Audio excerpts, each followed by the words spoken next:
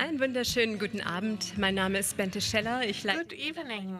My name is Bente Scheller, and I am the program director for the Middle East and Africa at Heinrich-Böll Foundation. And I think this is a very special evening, and for us at least, it will be a really great evening. Katharina Eglau, it's really great to have this opportunity, especially for you. So a round of applause for you.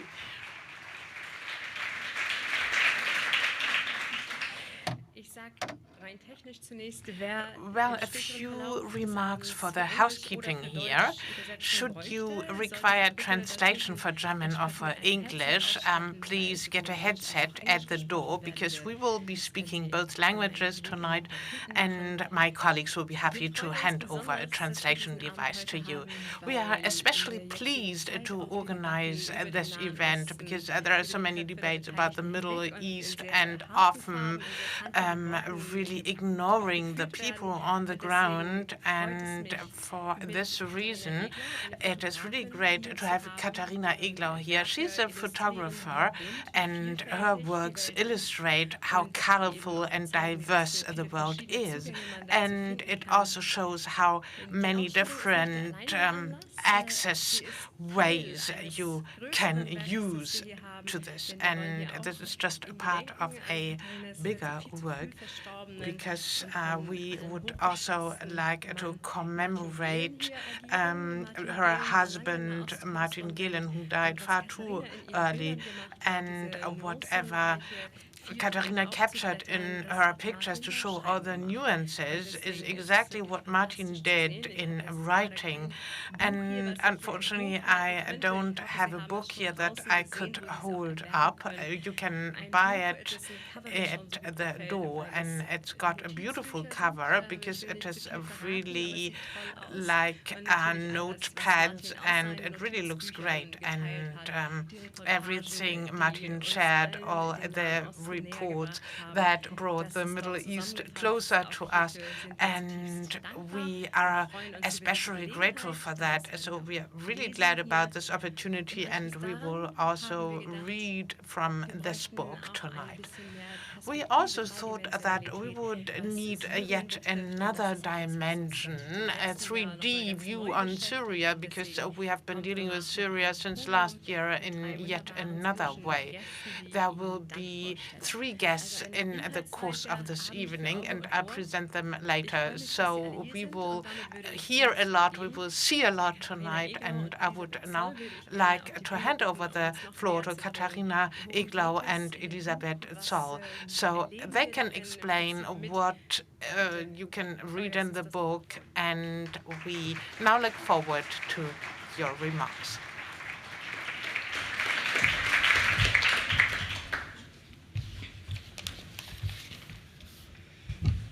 Also, liebe Bente, erstmal ganz herzlichen Dank. Dear Bente, thank you very much for your friendly words of introduction. And while I'm trying to see who has come tonight, well, it is people from Cairo, from Tunisia, family, former colleagues. So I am really moved by your presence.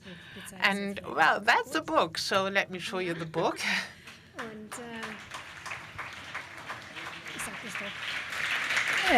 Das Besondere ist eigentlich auch, and what is really special about it, we have a cabinet which displays, it's outside, and it displays the notebooks that Martin used. He had them made for him in Cairo, so he was using them. And from 2008 to 2021, I've brought them with me from Tunisia, and we decided to use them as a cover together with this cord and show them in this way. And on top of that, I would also like to thank the Heinrich-Böll Foundation very much for the opportunity to present the book here, for being able to show the exhibition. And there was a great team that helped me with the illumination and with the positioning of the photo boards. And the editors also, it is the West End Verlag editors. And there is a team that assisted me, of course. And, well, so thank you very much for assisting me in making this book. And it was all but easy to really look back this way. What was so special about our lives and our work? Well, it was the Tagesspiegel who seconded us in 2008. And this was really a happy moment for us because it was a new start to leave Berlin. And before that, we had also been on a sabbatical in Palestine and in Israel and in Arab countries, in France and in Maghreb, in the North African countries.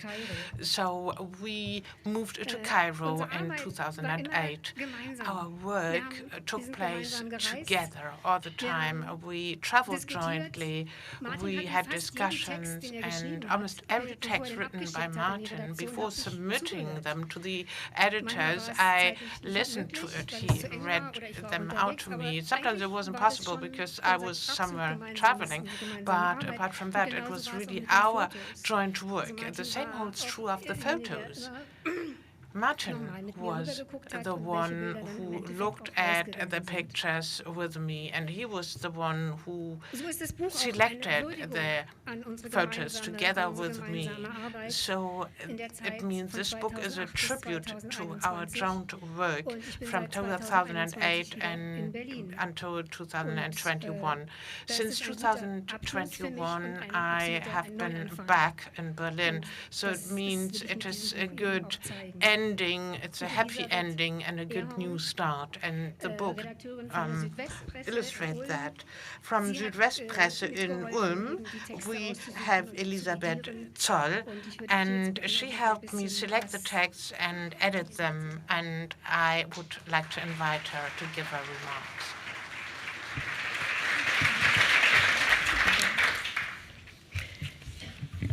Ja, von einem Buch war zunächst mal überhaupt keine Rede. Well, first of all, there was no talk about a book. Martin und Katharina natürlich in der Redaktion. Martin and Katharina, of course, worked for the editors, and Ulm, the house that I stand for, the Südwestpresse, we planned an exhibition with Katharina and Martin at the occasion of the end of their professional lives in Ulm.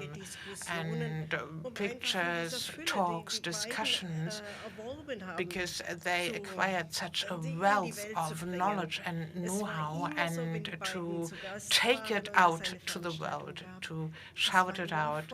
And it was always, crowded. And at the end of such a professional life, we really wanted to pay tribute to them. Well, things happened differently. Martin's early death really forced everybody to change our plans. So plans were frozen, but they were not cancelled. So it was an idea that was always around, and we all knew that once the time has come, we could use that idea or implement that idea, but maybe with a different emphasis. Exactly this happened. So Katharina and the Heinrich-Böll Foundation compiled a beautiful exhibition, and a selection has always been available as audible eyelets. And thus Martin is present in the form of his voice. And this exhibition project could have been an end, but there was such a great feedback. And the Ulm Stadthaus, where the exhibition was first shown, was really impressed. And thus, I am firmly convinced that this feedback for a Berlin team is so okay. I should not rest on other people's laurels, but the Berlin team really did a great job. And everybody is familiar, and people are familiar with this gaze. It's a gaze back, but at the same time, it is an explanation for the presence. And I think this makes the pictures and the text alike so valuable. So many texts over so many years written by Martin Gehlen, and I'm really an editor. I know what you can actually put down in writing, but I was really surprised about this wealth, and the quality of these texts is so overwhelming, and the force of storytelling and the force of explanation is so extraordinary. So it is really something I love to support. And gaze into the past, well, it means paying tribute to their work, as Katharina put it, but at the same time, it is a good starting point. And reading Martin's texts, they are simply easy to read, easy to digest, and we had a selection of texts on religion, the climate, on political upheaval, hopes and disappointments, human fates. And it is such a wealth and such a range of content. So I've really tried to make a good selection, and I do hope that these texts will be read in the future because they simply deserve it.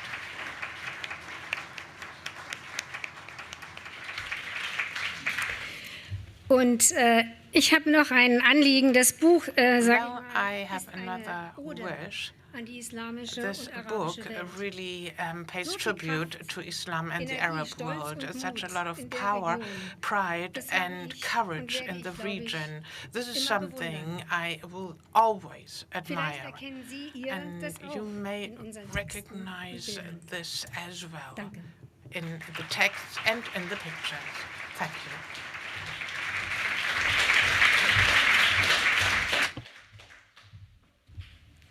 Ganz herzlichen Dank, Elisabeth Zoll und Katharina Eglau. Thank you so much, Katharina Eglau and Elisabeth Zoll. This was really impressive, this look into the past. That is also important because there is such a lot of courage and creativity that make people take to the streets and fight for their future. So that is really a great work.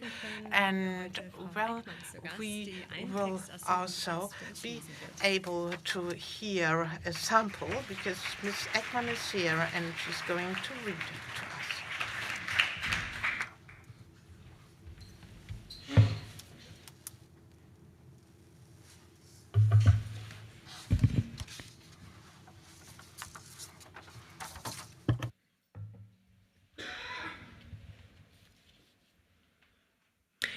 Syriens Flüchtlingsdrama aus der Syria's refugee crisis from the perspective of the children. Martin Gehlen. Seinem Freund Anwar mal richtig das Herz. Would love to pour his heart out to his friend Anwar. He misses home so much. He wants to play soccer with him again, misses his room with all his toys, especially the beautiful Syrian Air model airplane that his father once brought to him from Damascus. Ali is 9 years old and desperate. I've never seen such an ugly country as Egypt in my whole life, he blurts out defiantly. Then he stares down at his feet again. He wants nothing more than to leave Cairo and return to his best friend, Anwar, who is stuck somewhere in the ruins of Homs with his parents in the raging civil war. Die erste Zeit hat Ali kein At first, Ali didn't say a word and just cried, reports Fuda Bayran, who has been his teacher for 3 months now and is also the principal of Sadek Guha Elementary School in the Madina Nasser district of Cairo. She has a round, friendly face. She has taken in 7 children from Syria, all of whom are similarly distraught, traumatized, and uprooted, like little Ali and his sister Asma, who's a year older. The classrooms are as worn and shabby as everywhere else in Egypt's public schools. The blackboard has not been replaced for at least a generation. Rules for set theory hang on the wall, while down in the courtyard the children are romping around during recess. Asma coped better than her younger brother from the start. "I'm so happy to be back at school," she says. For more than a year and a half, there were no classes in Homs because the journey to school was too dangerous. Ihre beiden neuen ägyptischen Freundinnen. She doesn't tell her 2 new Egyptian friends anything about what she went through at home. "I don't want to worry them," she says. "I don't want them to be as scared as I am." At some point, the teachers didn't know what to do with her sensitive brother Ali and asked his mother Heba to come to the school. "The children need a lot of warmth and love," said the 25-year-old, who has 4 brothers in the Free Syrian Army. In Cairo, she's finally able to sleep again at night, but Ali is afraid of people and no longer goes out on the street alone. "The children have been through a lot," she sighs, while her youngest, Tasnim, snuggles up to her. Night after night, the family huddled together in the small bathroom in the middle of their apartment in the bomb-ravaged city of Homs, fearing for their lives, listening in panic, hearing desperate cries from somewhere outside, and the deafening crashes of explosions. The secret police came twice, thoroughly ransacking every room. After that, the parents went into hiding, living with their 3 children for 6 months in various unfinished buildings in other parts of the city, until the hail of grenades began there too. Before that, the children had to watch their uncle Ayman was arrested and taken away when he wanted to go to the mosque with them. "He kissed us on the forehead goodbye. We loved him very much," say Ali and Asma. "He liked to come over for dinner, romp around the apartment with them, play hide and seek, or read fairy tales before bedtime. I'm so proud of you," he would tell them again and again.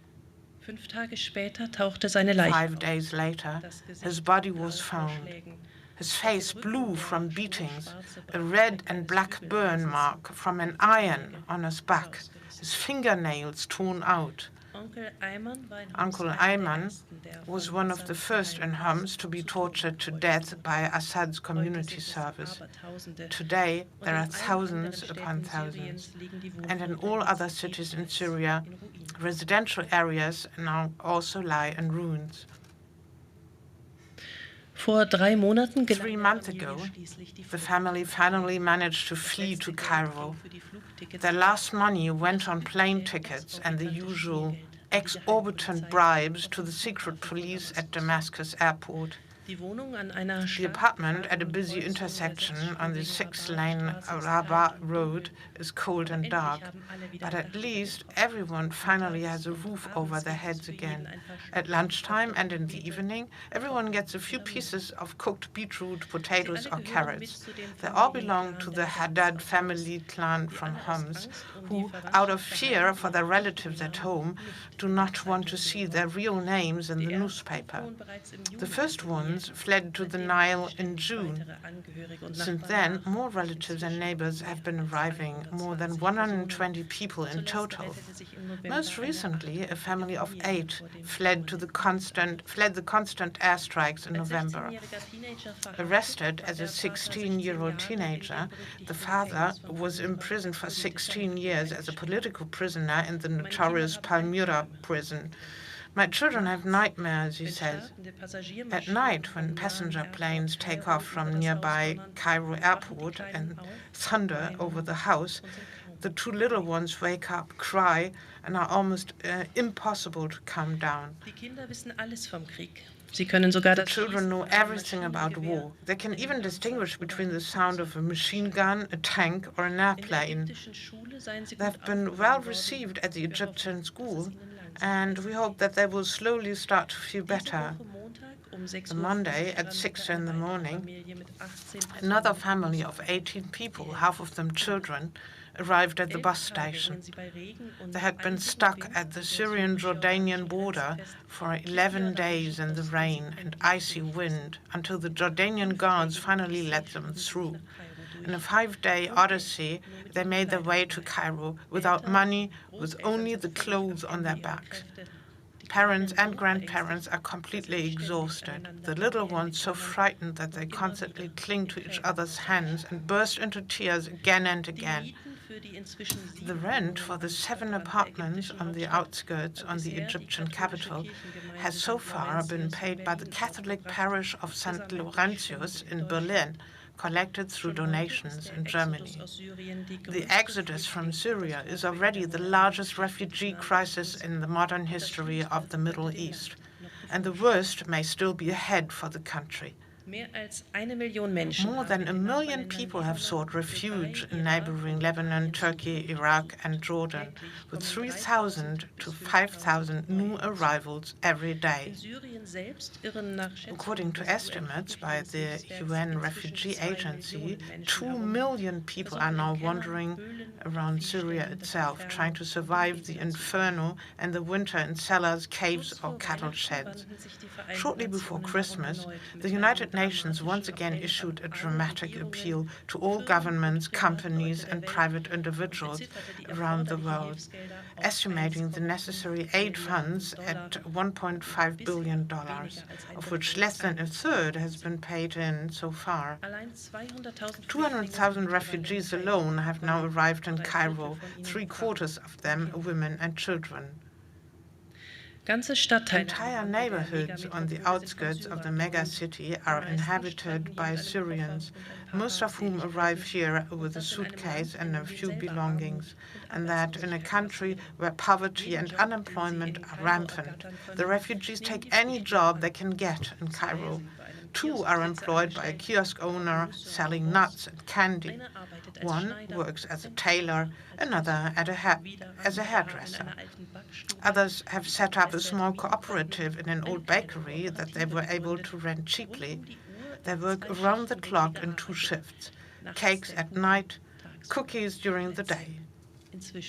Now, everyone even earns a small wage. Saleh,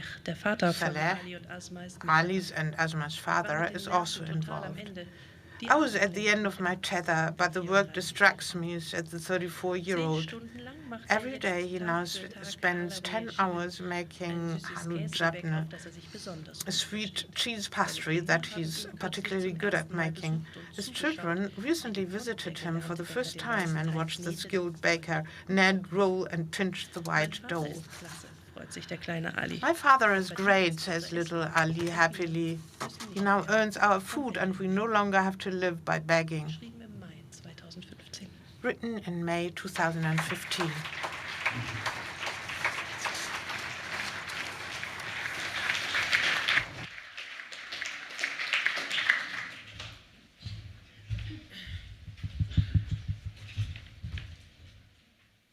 Vielen Dank, Julia Eickmann, für diese Thank you, Julia Eickmann, for this wonderful reading. meine tollen Gäste aufs Podium. And I would now like to ask my great panelists to join me here.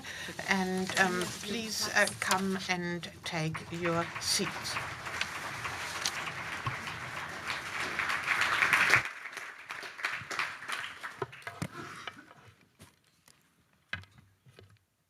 Einige von diesen Gästen kenne ich schon sehr lange. Well, I have known some of these guests for a long time, Hassan, and since 2015.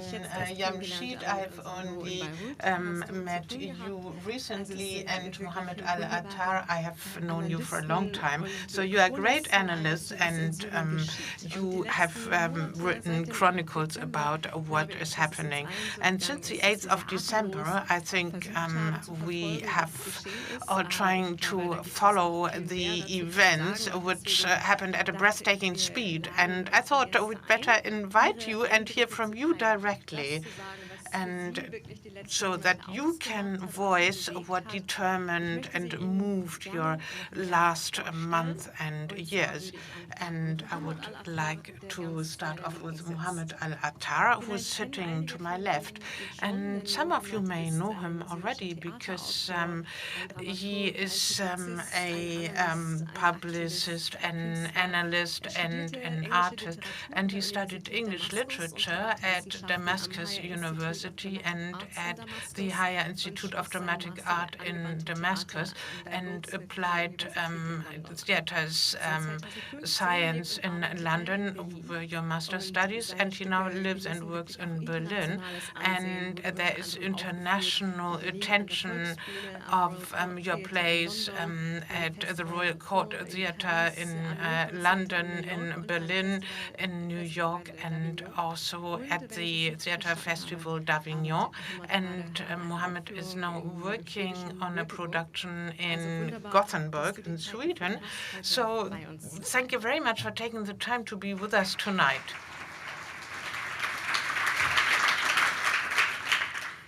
Razan Rashidi. Razan Rashidi has been in Germany since 2019. And the Syria campaign is the organization that you're at the head of.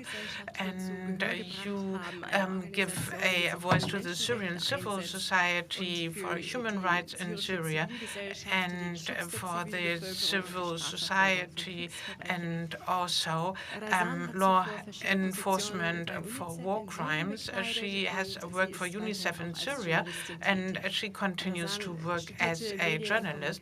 She studied media and communication science, English and Arabic translation at Damascus University, and she has a master's degree in communication and media science, focusing on transnational communication, also from London.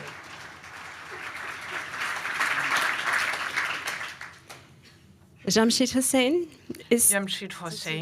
is a sociologist, but he's also an activist for the Kurdish question in Syria. Jamshid is here especially and specializing in migration, integration, diaspora studies.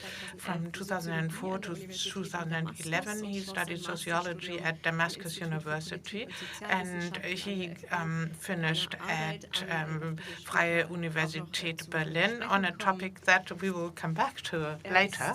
And the study was published at the Leibniz Center, and it is about transgenerational family relations in exile, and the question of how society has changed.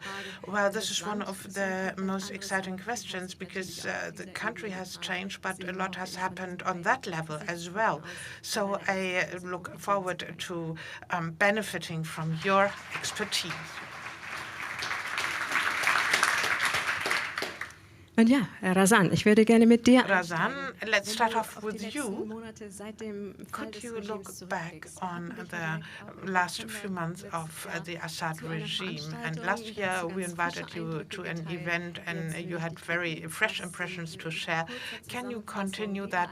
Can you summarize the events and moments that characterized last year for you? Thank you, Bente. Is this working? Yeah. Thank you, Bente. Thank you, everyone, for being here. Congratulations. I'm eager to read the book. I'll practice my German. The photography looks great. And maybe what I will start with, listening, I'm assuming that the sweet that Martin spoke about, the white one with cheese, is called حلاوة الجبن. And when the Assad regime fell, I was in Berlin here, and as you know, a lot of shops sell Syrian sweets, and it was like sold out. We couldn't find, because it was like, you know, a celebration moment. So maybe starting by that and, you know, saying like, you know, we wish we had him to celebrate this moment with us. Bente, it's very difficult, I guess, to summarize the events like since October 8th, like a roller coaster of emotions, but also of like very unfortunate and horrific updates. I want to start with the beginning, you know, and the fact that, you know, Assad is gone. Like the, you know, war criminal, the person who, you know, displaced millions, the regime behind, you know, the agony of more than 150,000 families of those who are missing. The regime that actually bombed our cities in chemical weapons, the one who, you know, with full impunity continued to practice human rights violations. And in my opinion, the violations that happened in Syria shed or like paved the way for those in Ukraine and the culture of impunity of war crimes in the region. So like from our perspective, you know, that end is, you know, continues to be something that is unrealistic for many of us. I really thought that this will, you know, we'll live our lives, you know, so seeing that Assad is there. But, you know, I think right after the fall of the regime, the Assad regime, it was very obvious that the new authority is not prioritizing justice and transitional justice. And I think for everyone sitting in this room, especially people in Germany, understand how important it is for peace building. So to give you like you know, quick summary. First, and as you know, and as we heard from the story of the uncle of Ali and Tasneem, the issue of the missing documentations. Like families were waiting to know the fate of their loved ones. It's good, it's amazing that many people were released and, you know, were released from those prisons. But what was horrific is that many did not show up at all, and their families continue to, you know, bear the agony of not knowing any information about them. We've seen the number of documents all over security centers that are spread across, you know, all over the country that are being torn apart, and nobody was caring for them. And even us as activists and, you know, people who worked on this issue were really trying to save evidence, because we knew that, you know, the families need evidence. So that was, in my kind of opinion, the first kind of milestone. Maybe the other kind of peak moment was in terms of violations, was the coastal massacres. Unfortunately, actually luckily at the beginning, we haven't seen the bloodshed we would have expected after the fall of Assad, you know, after like the first few months. But unfortunately, that kind of peaceful transition of power was directly followed up by a couple of horrific incidents and massacres targeting specifically the Alawite communities, because, you know, in the areas they live in. Later on, in early July, we have seen huge tension with with the Druze communities, and more recently, and I think Jamshid can speak more to this, we are seeing tensions with the Kurdish communities. You know, sectarian tension was something that we as Syrians used to feel offended if you tell us, you know, the war is sectarian or what's going on is sectarian, but unfortunately we've seen that rise. That said, you know, I think it is important also to note a couple of things that are happening at the local level in Syria.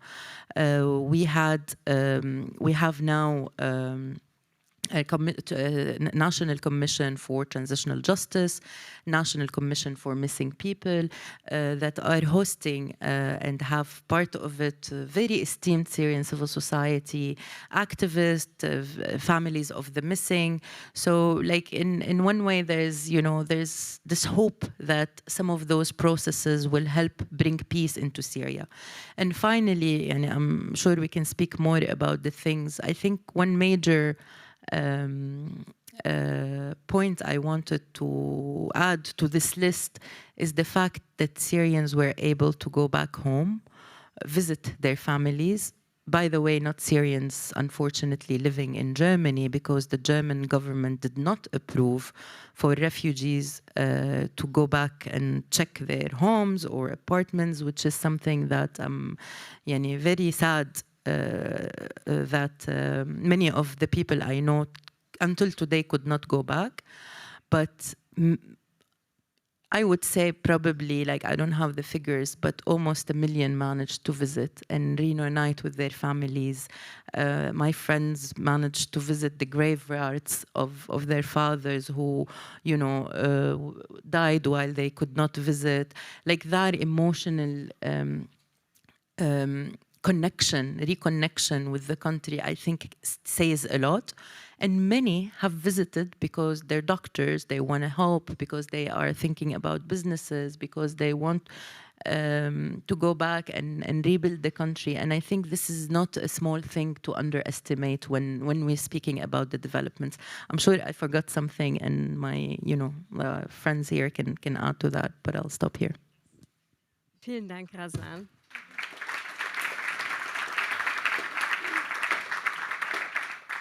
All die verschiedenen Dinge, die passieren und die auch emotional damit. All the things that happen and the emotions that you summarized are really moving. And well, since we also had you as a guest here, and Mohammed, how would you summarize what you experienced during the last few months, and what would you add, maybe? Thank you, Bente, very much for hosting this, for hosting us, and for the organizers of the event. And big congratulations for the book. I'm also looking forward to get my copy. Happy to continue our discussion, Bente. I think we started in 2011 or 12. So I appreciate this kind of constant conversation. As you know, Assad dynasty ruled Syria for 55 years. So I couldn't add much to what Razan said. It still feels really kind of unrealistic that we say Syria is without Assad. We have to remember that Syria got its independence from the French mandate in 1947. So approximately the current state with its current borders is 80 years old state. It's a modern state with its current border, of course. So 55 years of this 80 years were under the rule of this brutal dynasty. So more than almost 2/3 of the history of this state is under a dynasty. So it still feels like a bit unrealistic to say that Syria is without Assad. Saying that, I'll try to be brief and precise as much as I can. I could speak about four maybe junctures in this last month. For me, they were the highlights in a bad and good and a bad way.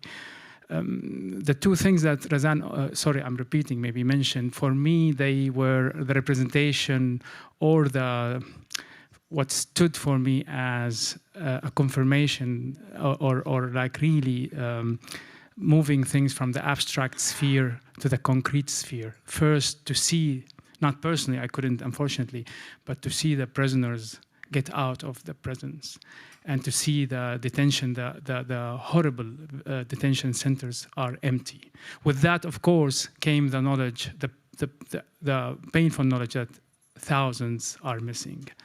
But those who know Syria or know anything about Syria, they know that this moment really, what meant for many Syrians the end of the regime. When you see that you can enter the detention centers without fear, and you know that there is no more prisoners in these horrible concentration camp-like detention centers, I would say. The second moment is that many Syrians, not all of them, many Syrians, especially from the neighboring, from those who were displaced in unbearable conditions and living in unbearable conditions, especially in the neighboring countries, mainly Turkey, Lebanon, Iraq, Egypt to an extent, they could return to Syria. Still, I think the majority didn't return because of the current situation in Syria, and mainly because of financial factors, but that the fact that you can visit now Syria, you can go back without the fear of detention, without the fear also of being forced to join the army, which was also a horrible fate. So for me, these two moments, and seeing people really either getting out of the prisons, hugging their loved ones, or seeing people returning to their ruined houses, but still it's their houses. These were the two moments for me that made me like feel really like this is really the end of this brutal era. The other two, I think, very worrying moments was in March, the crimes that were committed against civilians in the coastal area, mainly from the Alawite minority, and the crimes that happened in mid-June against civilians from the Druze minority in Suwaida. These two incidents, unfortunately, showed us that the de facto authorities or the current authorities in Syria now, with its organized or non-organized actually members, also have the capacity to do massacres and have the appetite to go far in their revengeful actions. Especially what happened in Suwaida, because unlike what happened in the coastal area in March, there were no pretext at all. I mean, in the coastal area, there were some militias who were in the hide, who were loyal still to Assad, and who maybe attacked here and there. And there was a pretext for, not a justification for the crimes that happens against the Alawite civilians later, but there was a context. In Suwaida, even this was not there, and for me that was a very worrying sign that Syria could also go into another cycle of really bloody civil unrest. So these two moments, I think they change also how Syrians in Syria and abroad are looking to the future, and they are more now attentive to possible violations. If I want to end up just by where I stand today, which might seem awkward, I feel we are in a very fateful or critical moment in the history of Syria where two possibilities could happen, and the two possibilities couldn't be more in contrast of each other. The first is that the country could slide into many civil wars, actually, that could eventually even lead to maybe not, not something like what happened in Sudan after a long civil war where we have two states, but because there's no objective, I think, no objective circumstances to have different states within Syria, but we could end up with having de facto states that are ruled mainly by sectarian or ethnic affiliations. So we could end up with having like states that smaller states in Syria are led by mainly sectarian leaderships, and this will generate continuous, actually, fights and wars. So this is, unfortunately, a possibility that we stand on the brink of it today. At the same time, saying that I think we still have the possibility to head towards a Syria that is a state where people live equally, where people are, they have, of course, equal rights and have a fair share of the resources under what I think the more rational possibility under administrative, decentralized form of governance, where regions have a say, but still the country is unified. So as much as these two scenarios look really in the extreme end of the spectrum, but I think we still have the possibility to go either here or there. I cannot rule out both. I still want to lean to the positive because, and I will end here, I think after going back to Assad, after getting rid of this dynasty, I personally don't have the luxury to be pessimistic, or I don't have the luxury to slide into nihilism and to despair. I think I'm run out of despair through all these years I lived under Assad or struggling against Assad. I want to cling to Gramsci's famous thought about optimism. So maybe it's the pessimism of the intellect, but it's the optimism of the will. Yeah.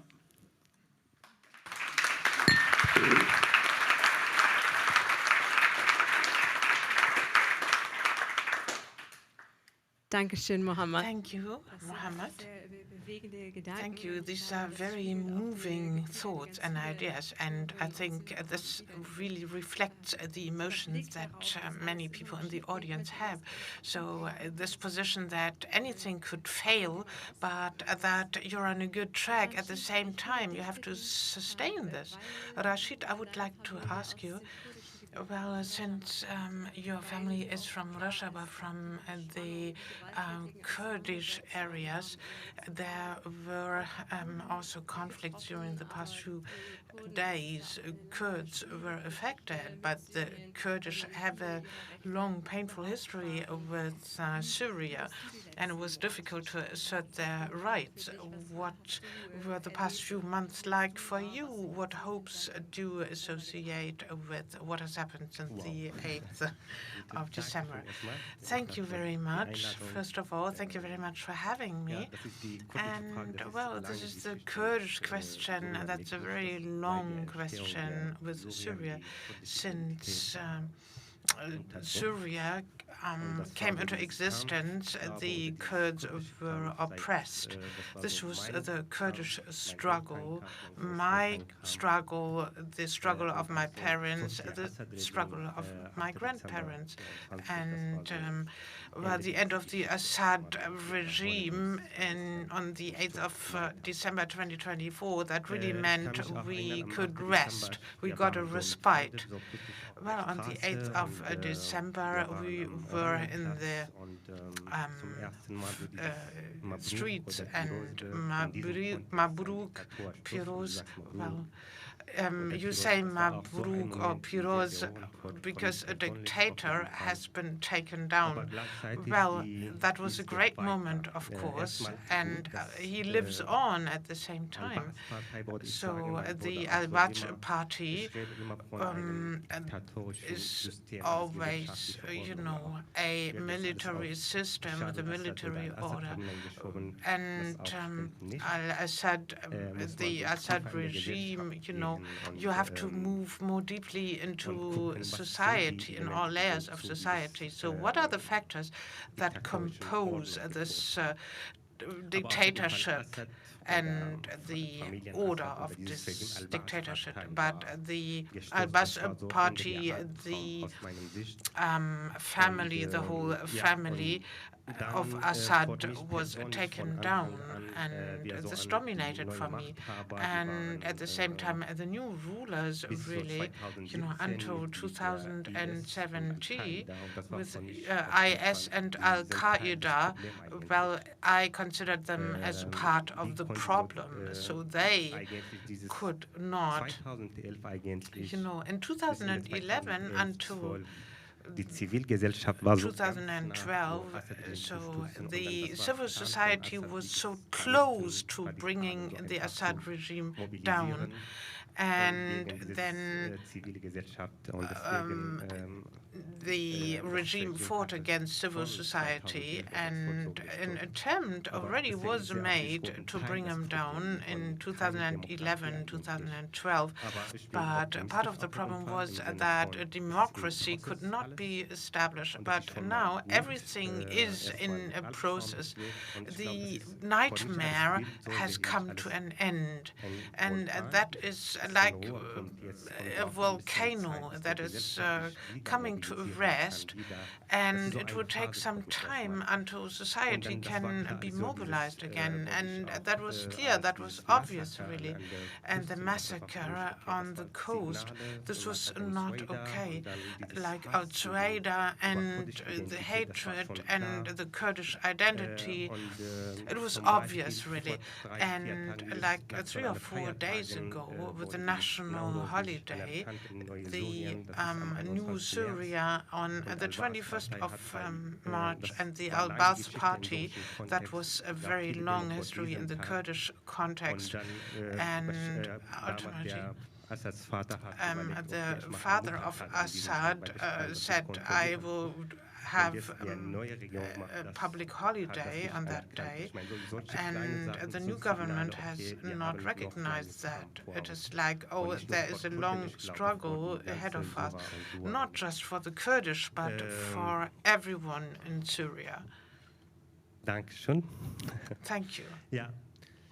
Aber optimistisch im Sinne auch, wie And, well, I'm optimistic also in the sense that everything is a process now, everything is moving, and this was also a topic, migrants, refugees. Before 2011, 23 million were refugees, and 10 million in 2011 fled Syria, and 7 million, internal displacement.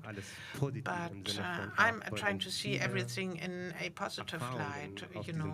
There are so many experiences on this flight, and of course it was traumatic, but at the same time a lot of experience has been accumulated, and I do hope that this will somehow benefit us in creating the new Syria. Du kannst das Mikrofon eigentlich gleich in der Hand behalten. Well, you can keep the microphone, really, because I would like to probe a little bit, because as Razan said as well, many people want to go back, and from Germany often they are prevented from doing so. But wherever you go, in Dresden and Erfurt, and at events with Syrians, this urge to contribute to creating the new Syria, this was so impressive. For that reason, I would like to ask you, because you've done such a lot of research on this, what do you think, Razan? What are the things that moved you for working with the diaspora society, together with the families, the political work that you mentioned, and the effect, the reciprocal effect between political work and the families? How has this evolved over the years? And what dynamism, what change comes from the society that we cannot yet see? Well, that's a big question, and this really keeps me awake. And I saw new facts, and I was really interested in that. And I would like to summarize the dictator. The society has to be built. Bashar al-Assad has vanished, but the societal order that has to be built is still there. It's not gone. So this power is still here. And what I have researched in Germany, particularly in the diaspora, and it is vor allem, das war Fokus auf Menschen, die so politisch there was a aktiv focus waren. on politically active people in 2011. So in Syria, it is not a homogeneous society, but of course it is a diverse society. And the focus was on those political activists in 2011 that were already in Germany. And my starting point was, well, this revolution should not be only political, but societal. And I see this among Syrians that were politically active. Ja, dieses Verändern, das heißt, well, a certain level of change. So they were here, and my focus really was on socialization within the families. So societal rules, social rules that have been internalized. I wanted to research into them. I wanted to know what happens if a person has been experiencing dictatorship for their whole life. And this is what I wanted to find out. I wanted to know what has to change, because otherwise the revolution will not be accomplished. And well, it has become very clear that the entire socialization has been questioned, and everybody dealt with it. Familiensozialisation, family socialization, gender topics, all this has been thought through by the people, and new social rules have been developed, really. And this process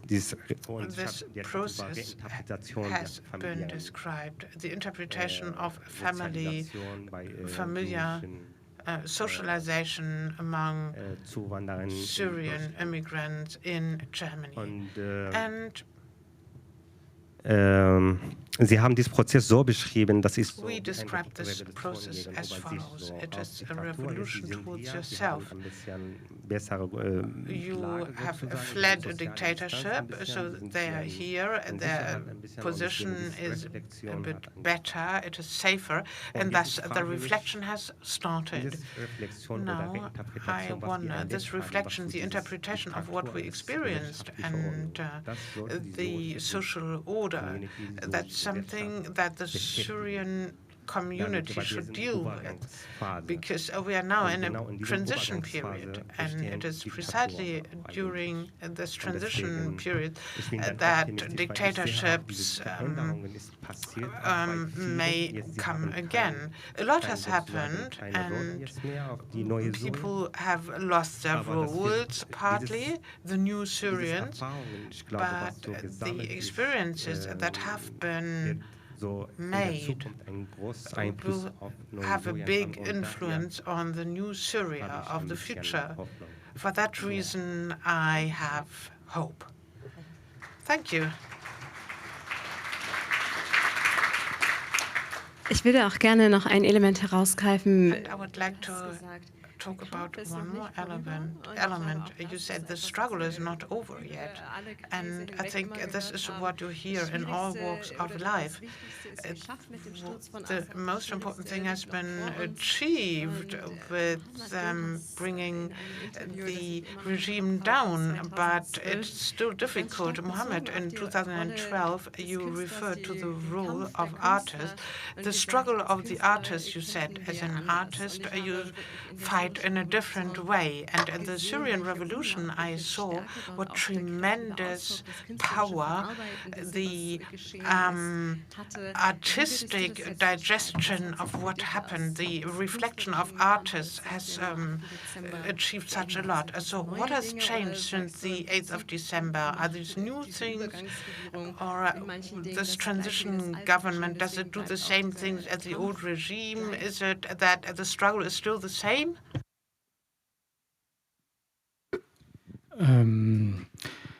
It's a very good question. Thank you. I'm afraid I don't have a good answer, but I would say the following. I mean, because I just mentioned in my previous answer,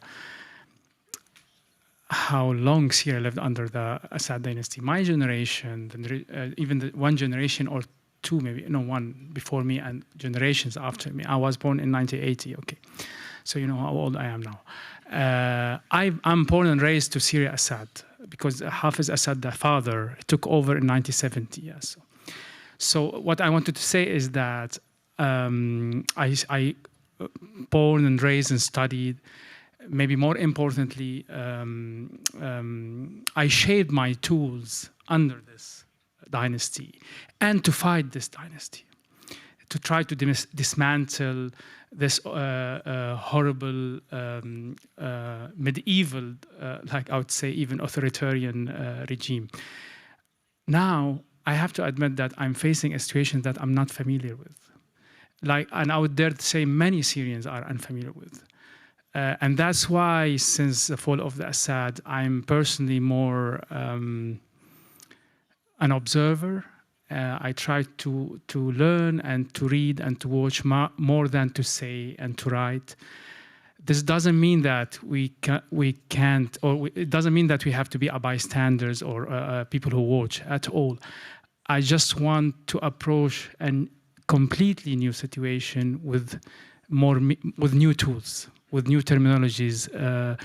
Therefore, I can be more effective.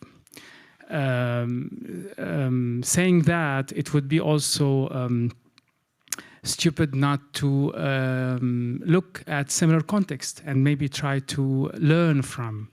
For example, theater, art practices were implemented in many contexts after upheavals, after genocides, after long civil wars,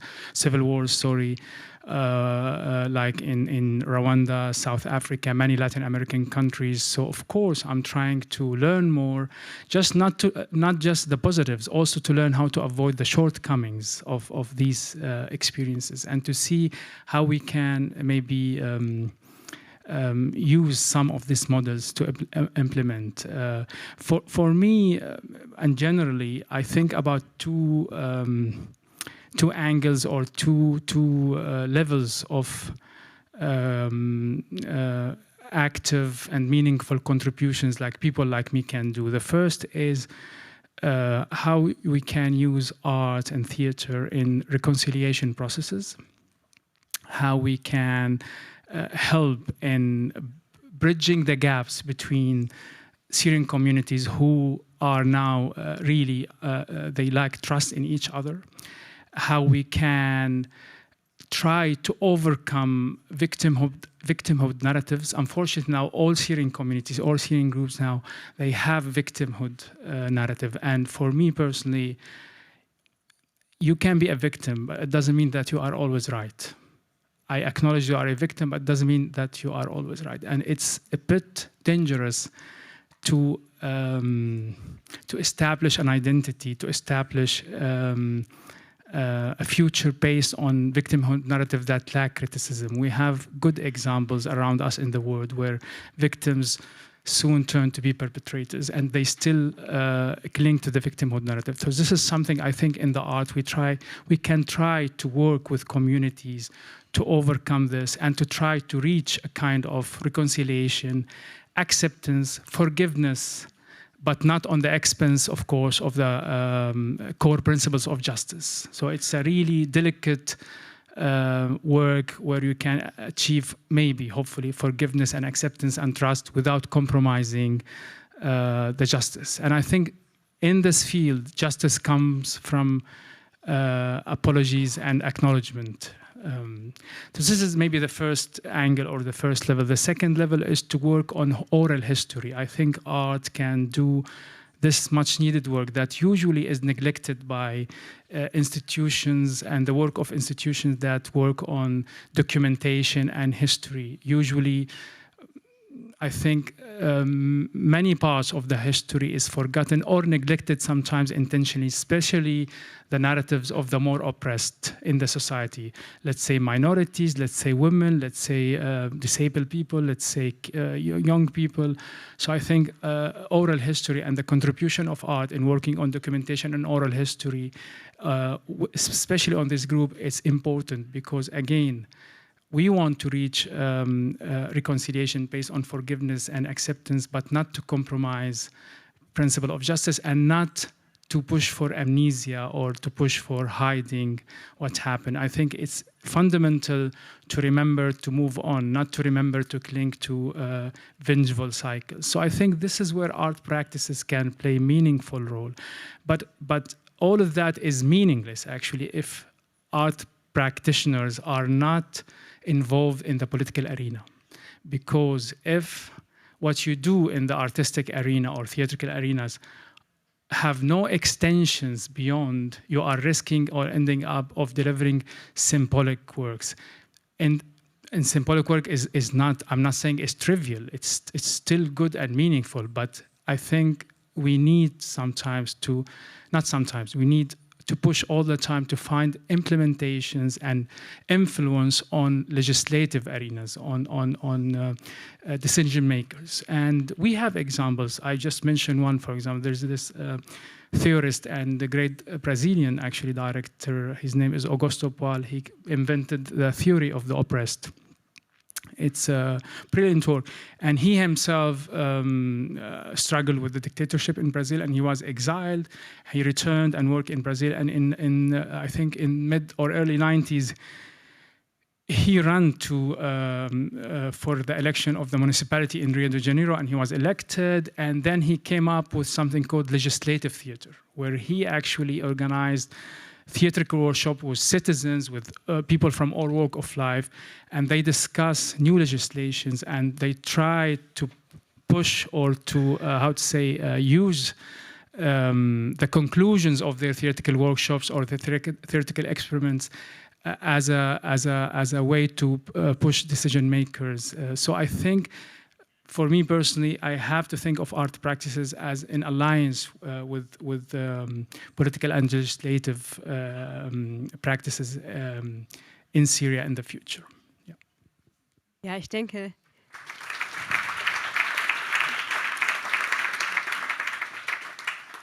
denke, dass wir gerade auch im syrischen I think especially in the Syrian context, we have seen what you just mentioned, oral history, documenting what has been experienced, and that is tremendously important.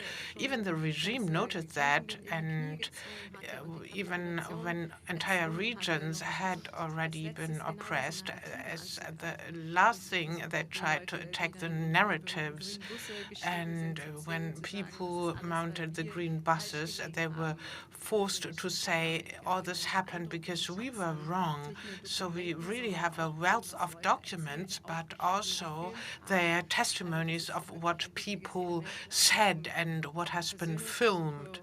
And when it comes to reconciling and the attempt to understand, it will be very valuable. But when it comes to the social reduction, and you deal with justice, really, this is the most sensitive point we see in Syria, Razan. And there has been no, when it comes to the Druze and the Alevites, and now on the Kurds, there has been no clear line, or there is no attitude that this has to be worked on and digested, and people have to be held accountable. But there are also decades of terrible injustice, and this is what has to be initiated. I know that there are Syrian initiatives to do exactly that. So what are the organizations from civil society who attempt to do that, and how can these attempts be supported best? Thank you, Muhammad. And I think it's a very important question, but also like to note that justice starts with non-recurrence. Like I know, Muhammad, you mentioned acknowledgement and apology, and that's very important. But through our work at the Syria campaign, working mainly with victim and family and survivors of war crime, we've noticed how difficult it is for them to see the same practice continuing today.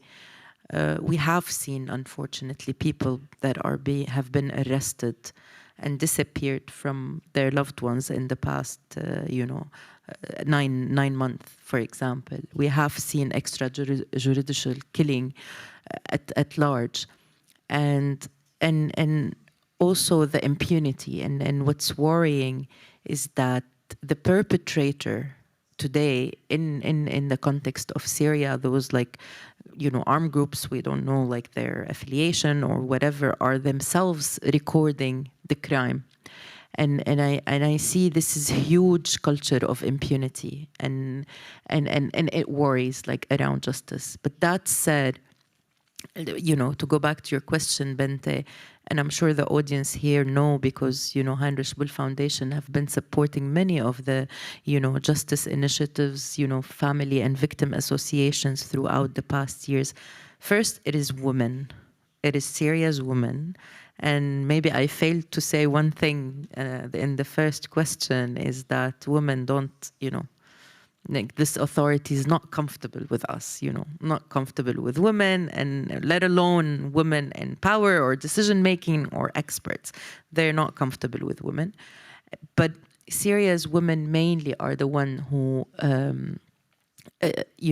for the past decade actually led the movement for justice, especially families and victim associations.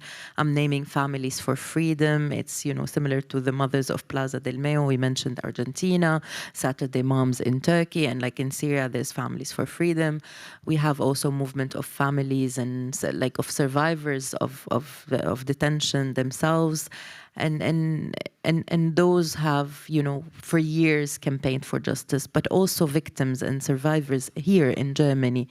Maybe you all remember how, the first war criminal that was trialed in Koblenz a couple of years ago. He was I was there, I attended all the trials, saw the bravery of, survivors speaking about their experience, but also the will of human rights and lawyers and human rights lawyers and documentation organizations who provided evidence. And as you said, there's a lot of evidence. But and today, it's really impressive. I'm super proud of Syria's civil society and to name myself as one of this society, because in January, regime fell in December, and I think January 20th, exact date, 51 organizations met in Damascus in very limited resource and put a pathway and for transitional justice in Syria, to recommend it to any government that was even, before the naming of al-Sharia as the president of the country. More recently, they've been pushing for the transitional justice processes and for the mechanisms. Muhammad actually just wrote our strategy at the Syria campaign. What we do is really that, will to have this intersectionality between arts and culture. I'm going to give an example. For the International Day of the Disappeared this year, we worked with a Syrian artist who mainly actually, created a museum with, origami birds, that, thing you can make with a paper in memory of all those missing. But then what we did with her, we invited families, to the National Museum in Damascus of the missings to attend the museum. But later on, we worked with her to create a video to teach the families online, how to make a bird with very cheap, one piece of paper, because we are very conscious as well that the economic situation is very, very dire. And no matter what, thing you want to memorize your loved one, it have to be conscious of that. And then you started seeing on balconies and windows, this bird symbolizing, yes, I have a missing loved one. And honestly, because it was such a taboo before Assad, we heard from people that they didn't know that their neighbor's son was actually missing, because, they were worried because they will be tagged and be said that they're, against Assad. So, Syrians, and especially women, are craving for justice. They're not accepting any messaging from this regime, which they are actually saying, let's forget, as you just said, Muhammad, الحي أبقى من الميت, the living is more worth than the dead. This is something it's said in the language, but they say no. They say no. We've waited, we've fought. and we want answers. Like, this is on the issue of the missing, and we don't want to see this again, and we want to see those perpetrators, you know, being held accountable. Yani, unfortunately, again, we haven't seen anything happen. Even in those massacres, the presidents will come up and say, like, there will be a committee that have arrested this number of people, but we don't know, like, what system. And unfortunately, we are seeing very brutal,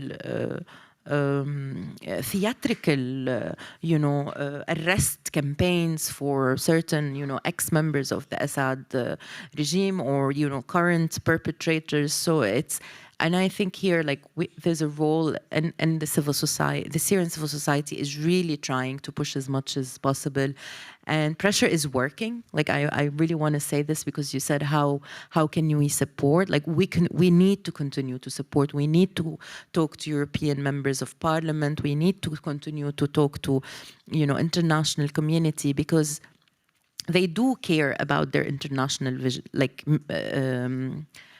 Image, like this regime, and they need that international support, and we need it. I am for that. I'm not saying that we should, not engage or isolate. No, on the contrary, I'm saying, like, the international community and us as Syrians as well, civil society or even like citizens, we need to continue to work and pressure for transitional justice, for accountability for war crimes, for non-recurrence, because that's the only way we can start the revolution of the societal. I don't know how to translate it in English, and it is important, but it's also a common thing.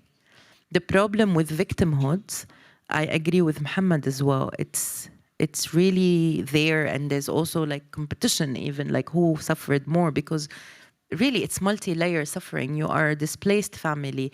You have a missing loved one. You lived through an earthquake. Also, let's not forget, we had the worst, like an earthquake that have destroyed hospitals, schools. Bente, you've been to Syria, and I would love to hear from you as well a little bit about your experience there after years working with all of us. But it's just horrific, the destruction. Like, I was lucky, not like many Syrian activists, because I used to work under pseudonym. I used, and maybe the flagship for me was being able to use my name for the first time of the fall of the Assad regime. But I used to visit Syria until 2019. And I used to think that I know the neighborhoods, the countryside. But now, when I visited in September, I went twice since the fall of the Assad regime.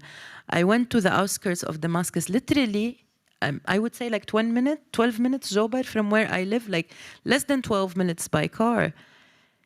It's like just, I don't know, like Google it, say like Syria Jobar, Jobar, and you would see like whole cities, just like small window and window and window, they're empty, destroyed.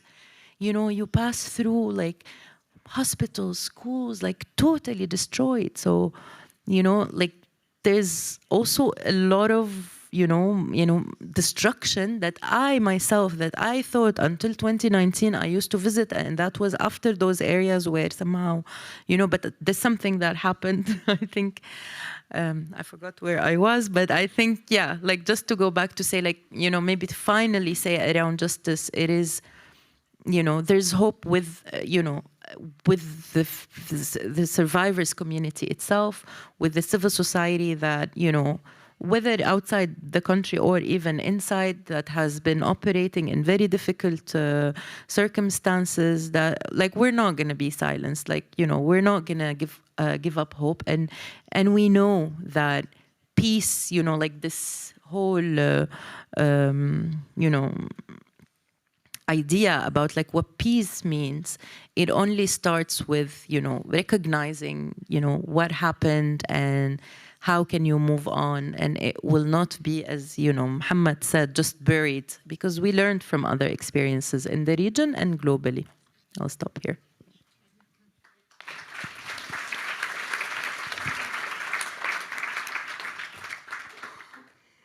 Danke, Razan. Thank you, Razan. Thank you, Razan.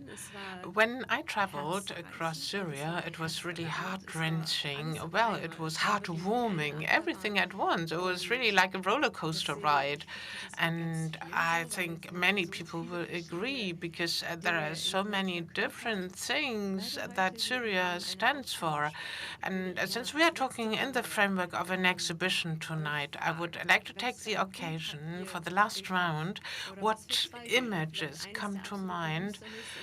Maybe one that is really doom and one that gives you hope. What can you see before your inner eye? A scene that stands for both. For example, when I was there, we went across Damascus, these destroyed cities, for hours. The total absence of life. We didn't even find a roach, no snippet of paper, no cat. This was the doomest picture. Although, of course, I had already seen the level of destruction in the media, but it was entirely different to be on the ground. And then one moving, very hopeful picture amidst one of these bombed cities. There was also a bombed graveyard, and there was somebody sitting with a list who knew who was in what grave, who was watering the flowers. For those people who can't even imagine where the houses were once, that they can go and visit the graves of their relatives. And this was one thing, and the society is doing so many great things, and care is deeply rooted in the Syrians. And what would you say, Mohammed? Has anything changed? I'm afraid I'll repeat myself. I think today, after all what happened to Syria, I think Syria taught me, the hard way to stop think about hope in the conventional way, really, because if I will let myself to the objective facts when it comes to Syria and Middle East and the world, actually, it's not. I just look around us worldwide now.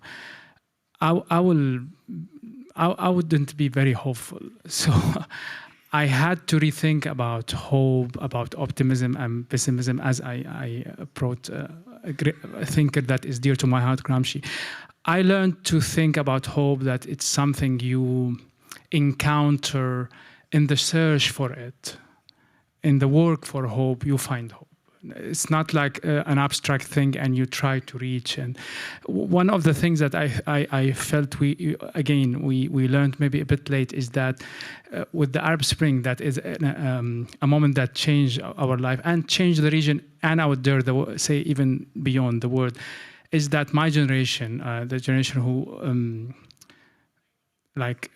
were involved in the moment of the Arab Spring, we wanted everything or nothing, and that was a definition of hope. We wanted, I completely agree with you. We wanted not just political change. We wanted to work on all layers of change, including and even mainly social change, and trying to, for me as somebody who's I would say leftist Marxist, I wanted to. Economical reform, I want social justice, I want, of course, political freedom, but I want also to smash patriarchy, and I want equal rights for everyone. And of course, the climate change is a question. And it was a big toll to hold on our shoulders. It doesn't mean that we shouldn't think and include all these things in our fight, but it means that I think we have to, or we owe it to ourselves to appreciate the small victories, the small joys, the effect we can even achieve on a very smaller scale. So this is now my struggle is maybe on this scale. So I became more modest in my hope to change world through art. It doesn't work like this. I'm happy if I provoke certain questions to a group of people, and then we share these questions and we move forward somewhere. I want to mention one image, which I think for me it's so vivid in my head. Soon after, I think it was 2 weeks after the fall of regime, I received a photo from a friend of mine with the 3 figures in this photo. It's a selfie. It was Raghid al-Tatari, who is the oldest, I would say, the oldest prisoner in the world. How long he spent in Assad? More than 40 years. 44, thank you very much. 44 years old. I don't know him. We know Raghid by name. He was like just like a Greek, I don't know, mythology. We knew about a pilot who refused to obey Assad, the father, order to bomb Hama in the infamous massacre in 1982 or 81. I'm sorry, I forgot the date. Yeah, when Assad, the father, was wanted to crush the Muslim Brotherhood rebel in the city, and they bombed the city and they killed maybe around. Still, the figure is not really precise, but there is an estimation of 40,000 who were killed in that kind of brutal campaign on Hamas. So Raghid al-Tatari was a pilot who refused to obey an order, and he was punished. So in the picture there was Raghid, who I didn't know, I just knew who he is, who spent more than 44 years, thank you very much, in the prison. Next to him was Amr Khalaf, my good friend who sent me the photo, who spent a little bit more than 10 years he was detained in March 2012. He was somebody who I worked closely with him in trying to mobilize and try to organize protests and to do some kind of connection between the center of Damascus and the rural areas. I ran away from Damascus. He was detained. And Munir Al-Faqir, another person, a friend of mine who is an architect, who also spent a little bit more than 7 years in the infamous Sadnaya slaughterhouse. I wouldn't call it a prison. So the 3 of us made it, and they returned to Damascus. Raghid was in the prison, obviously, and they made this selfie from the heart of Damascus. And what made this photo for me, of course, the resume of the 3 persons, but that the 3 of them, especially Amr and Munir, because I work with them and I know them, that we are coming from different political, because I'm, again, influenced by Marxism, and I consider myself leftist. They were closer to the Muslim Brothers. And we had a lot of conflicts, actually, when we were revolting against Assad. But somehow, because they are moderate in their approaches also, somehow we could always bridge the gaps between us. And for me, this is a personal story that I would like to think that it could be extended to other contexts. But this photo for me, I return to this photo that is all the time of my head, that you can overcome despite all the odds. There are other negatives. I mentioned, of course, what happened in Sweden. For me, it's something that it really, I wonder if even how could we overcome this bleeding wound, especially that also it opened up to a very complicated also situation, because we already are surrounded, and maybe you want to mention this later, you are more expert than me. We tend in Syria to use this term, we say the curse of geography. I really careful not to throw responsibility on outside factors when it comes to how we should move forward. But objectively, when I think about Syria today being surrounded by Israel in the south, that is showing more and more brutal desire to expand and to dictate policies.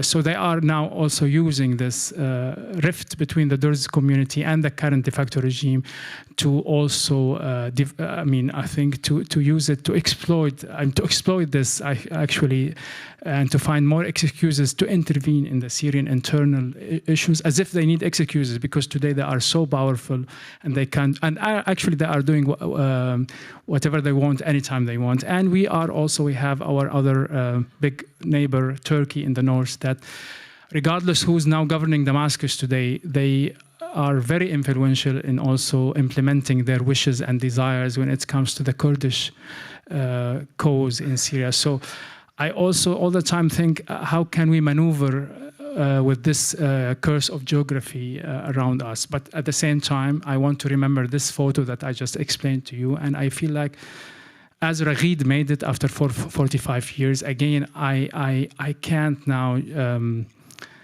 slide into any forms of nihilism or despair. I think we have the chance. Time is not long. Time is running out, I have to say, but we still have a chance to move forward to something better, something that Syrians really deserve, and the book captured this, and I think captured how people really they have the dignity, they have the how to say, the skills also, and they don't need much. They just need to how to say, to have a fair share, to contribute and to create a decent life for themselves and their loved ones. And I think we deserve this. Yeah.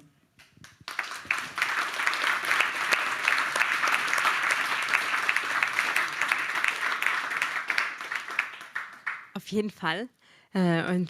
Definitely.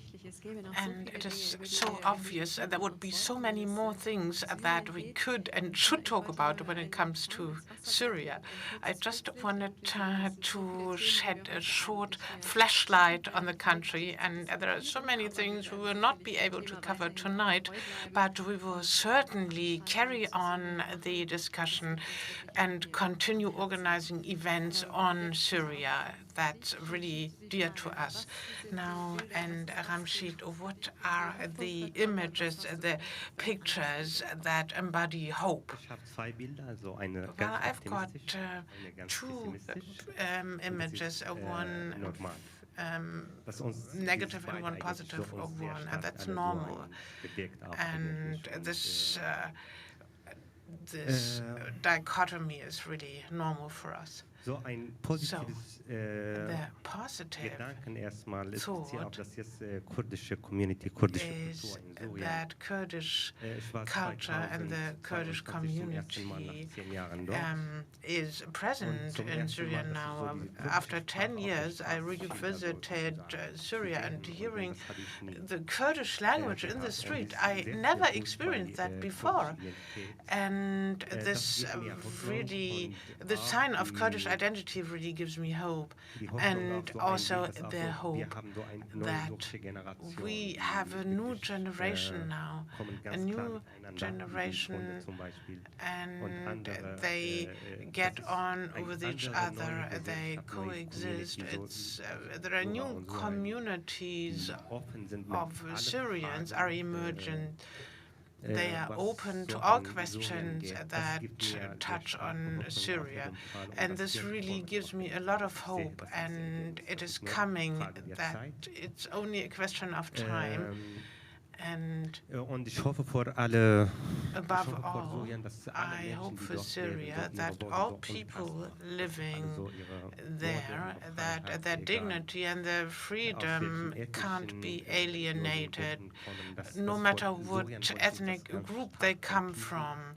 And I really, really deeply wish that for Syria, and identity, development, and the Kurdish question is more of a question that does not only touch on Syria. Mohammed said this, Turkey as well. So the entire region has to move towards democracy.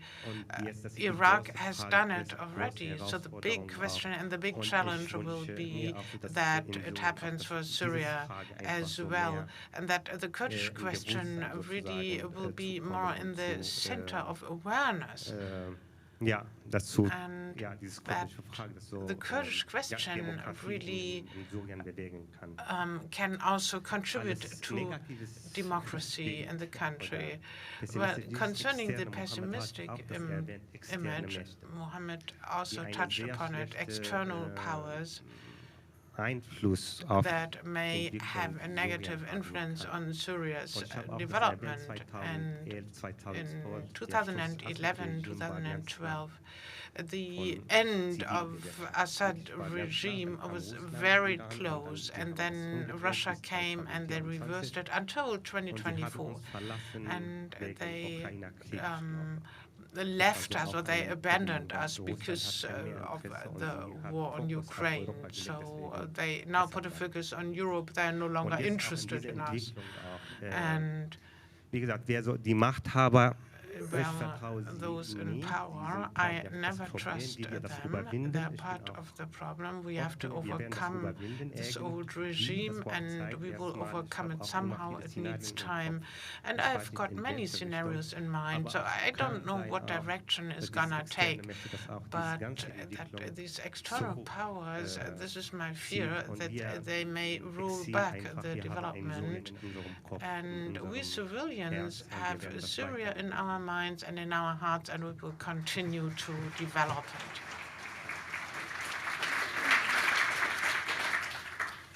Dankeschön. Thank you very much. And now, Razan, you have the last word. And if you've got two pictures, two images, a positive and a negative one, could you start off with the negative one so we can finish off positively? For sure. I'll actually speak about two pictures very, very recent from, I think, the day before yesterday, of in a 12-year-old boy was kidnapped from the beside the door of his school in the city of Latakia in the coastal area. He comes from the Alawite community, and there was a photo actually filming the kidnapped, very horror in his face, and it stayed with me all night. Today, that's the image. I really hope he's safe and that his family will be reunited with him. But families and people were in the street today, all day, calling for his release, for the, knowing where he was abducted, what happened to him. That itself is a luxury, when I think about it, because people could not stand in the street and say anything. In Hattar is 1980, I'm 1985, so all my life is under Assad. So the fact that the families are calling for their rights, that Syrians today have I call it luxury, but it's right to call for the basic minimum right, that this mother, this uncle, they need to know where is their son. The authorities need to figure out who kidnapped him. And also the third image, which is that, in the streets of Damascus, actually just 2 minutes away from where I live, I was, passing by, and I saw Saydnaya Prisoners Association, this famous slaughterhouse that Muhammad spoke about. So there's also human rights documentation organizations now that are holding whoever is responsible, this government or any government that will come accountable. I took a selfie with an actual banner for human rights organization, and another square in Jibbe, the Syrian Center for the Syrian Network for Human Rights. For me, those are hopeful indicators, if we were to say, and photos that I want to keep in my heart. I'll stop here, Bente. Take some time. Herzlichen Dank.